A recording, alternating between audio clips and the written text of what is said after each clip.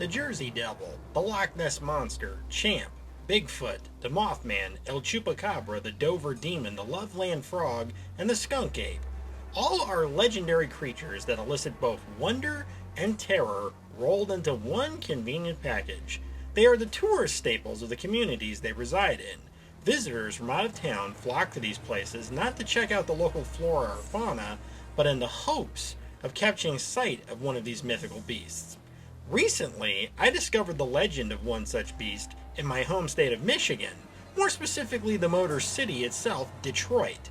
The creature in question is called Nain Rouge. Its name being French for red dwarf, the Nain Rouge is also called the Demon of the Strait. According to experts in folklore, the Nain Rouge is described as a small goblin-like creature covered in red fur with an animal-like body and the face of an old man, with eyes that shine like polished mirrors and a mouth full of razor-sharp teeth. The generally accepted narrative goes a little something like this. In the 18th century, a man named Antoine de la Mothe Cadillac, aka the man who founded what would become the city of Detroit, was told by a fortune teller that he would encounter the Nain Rouge and was warned not to antagonize the creature, but rather to try and appease it somehow. Well, eventually Cadillac would encounter the creature while walking home one evening, but instead of being respectful like the fortune teller warned him to be, he struck the creature with his cane and shouted, "Get out of my way, you red imp!" before walking away. Well, this foolish act caused a great deal of bad luck to be bestowed upon Cadillac, as he was later accused of corruption and removed from his government appointments before being shipped back to France, where he was briefly imprisoned before losing his entire fortune and dying in poverty. Henceforth, the Nain Rouge has become a precursor to disasters that plagued the great city of Detroit, Michigan.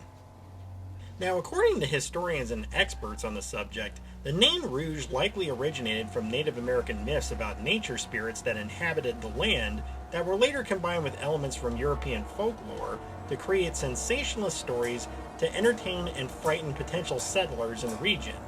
Another damning piece of evidence comes from the fact that there wasn't any written evidence showing that the Nain Rouge existed during the 18th century when Cadillac was in charge. In fact, the first ever historical record about the creature was a book called Legends of Le Detroit, written by Marie Caroline Watson Hamlin, that was published in 1883, over 180 years after Cadillac's epic string of bad luck that had been blamed on Nain Rouge. So while it's very likely that the Nain Rouge is nothing more than a good story, it hasn't stopped the city of Detroit from embracing the legend, especially when there are documented accounts of people who have seen the creature with their own eyes. Not counting Cadillac's 1701 encounter that became the basis of the legend, the first reported sighting of the Nain Rouge was on July 30th, 1763, prior to the Battle of Bloody Run, where 58 British soldiers were killed by warriors from a Native American tribe led by Chief Pontiac. According to witnesses, the creature was also spotted dancing on the shores of the Detroit River amongst the bloodied bodies just after the battle. The next major sighting occurred just days prior to the Great Fire of 1805, where a majority of the city was destroyed. Another sighting was reported by General William Hull, who claimed that both he and his men were attacked in the night fog by the creature, days before Hull was forced to surrender the city of Detroit in the War of 1812. A minor attack was reported by a woman in 1884, where she described the creature as, quote, "a baboon with a horned head, brilliant, restless eyes, and a devilish leer on its face," unquote. It should be mentioned that this attack seemed to occur around the time that Thomas More's High Street planing mill burned down and set fire to numerous surrounding structures. Several sightings of Nain Rouge were reported just one day before the notorious Detroit riot of 1967, where 23 civilians were killed. Then in March of 1976, 2 utility workers would report seeing the creature leaping from a utility pole and running off, days before the worst ice storm in Michigan's history would hit the city. The most recent reported sighting occurred in 1996, where 2 patrons of a local bar claimed to have seen the Nain Rouge fleeing the scene of a car theft.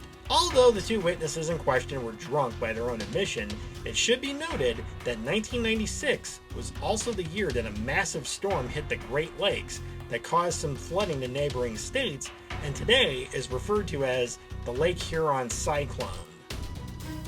While no sightings of the Nain Rouge have been reported recently, in 2010 the communities of Midtown and Cass Corridor revived the tradition from the olden times called March du Nain Rouge, a costume parade similar to Krampuslauf, where those in attendance march in honor of the creature right before they burn an effigy in its likeness in order to symbolically banish him from the city of Detroit for the coming year.